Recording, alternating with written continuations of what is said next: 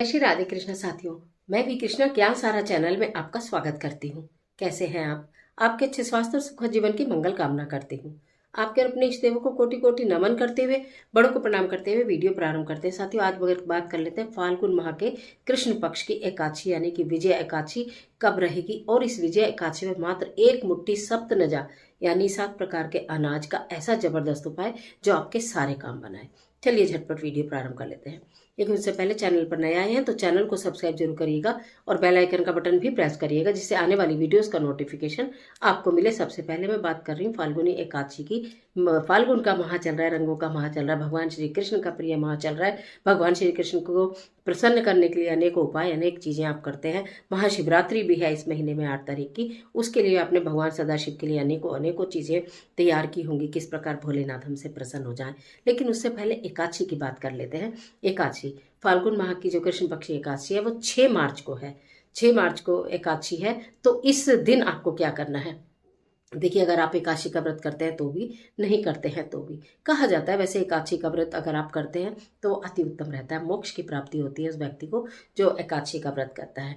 और चूंकि ये फाल्गुन माह की एकादशी है तो अब आपको क्या करना है? अब आप व्रत आप नहीं भी कर पा रहे हैं या कर पा रहे हैं, यथासंभव यथाशक्ति आपको जैसा भी मन हो वैसे करिएगा। लेकिन फाल्गुन माह की एकादशी है, इसलिए कुछ अपने लिए एक नियम बना लीजिएगा कि मुझे 1 माला का जाप करना, ओम नमो भगवते वासुदेवाय, या मुझे 2 घंटे 4 घंटे मौन अवस्था में रहना है, या मुझे आज के दिन बार बार नहीं खाना है, या मुझे आज के दिन भगवान कृष्ण जी के दर्शन जरूर करने हैं, या मुझे आज के दिन भगवान श्री हरि विष्णु को यानी कृष्ण जी को एक मोर पंख जरूर अर्पित करना है, आज मुझे उन्हें शहद का भोग जरूर लगाना है, या मुझे आज माखन मिश्री का भोग जरूर लगाना है। जो भी आप कर सके कर लीजिएगा।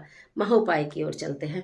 1 मुट्ठी सप्तनजा। सप्तनजा यानी कि 7 प्रकार का अनाज मिला हुआ, जिसमें कि चावल छोड़ दीजिएगा, चावल नहीं रखने हैं। जैसे आपने गेहूं ले लिया, मक्का ले लिया, जौ ले लिए, ज्वार ले लिया, बाजरा ले लिया, जई ले ली, और 7वां लिया आपने काले तिल।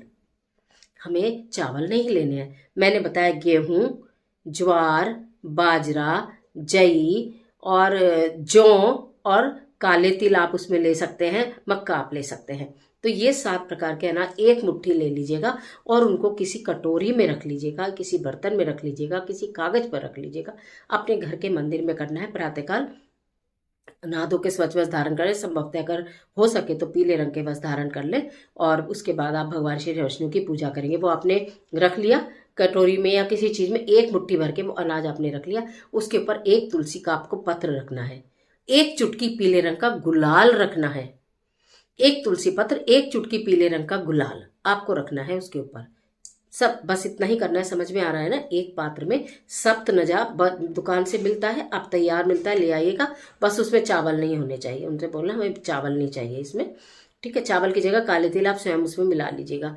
उसको कटोरी में रख के उसके ऊपर 1 तुलसी पत्र रख के, तुलसी पत्र पहले ही तोड़ लेना। आपको मालूम है एकादशी में तुलसी पत्र नहीं तोड़ते हैं।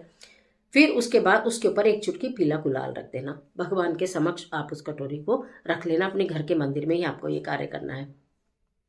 फिर आपको या तो विष्णु सहस्त्र नाम का पाठ अगर आप कर सकते हैं, पढ़ सकते हैं, या सुन सकते हैं तो अति उत्तम रहेगा। अन्यथा ओम नमो भगवते वासुदेवाय मंत्र की 1 माला का जाप करिए। उसके पश्चात आपकी जो भी इच्छा है, जो भी मनोकामना है, जो भी कष्ट है, दुख है, परेशानी है, संकट है, विपदा है, आपत्ति है, रोग है, जो भी दिक्कत है आपके जीवन में, आप उस दिक्कत को बोलिए भगवान के समक्ष, नतमस्तक हो जाइए, हाथ जोड़े प्रणाम कीजिए कि प्रभु अब आपके चरणों में। वो आप वहीं पर रखा रहने देंगे। एकादशी के पूरे दिन उस कटोरी को अपने घर के मंदिर में ही भगवान श्री हरि विष्णु के समक्ष रखी रहने देंगे।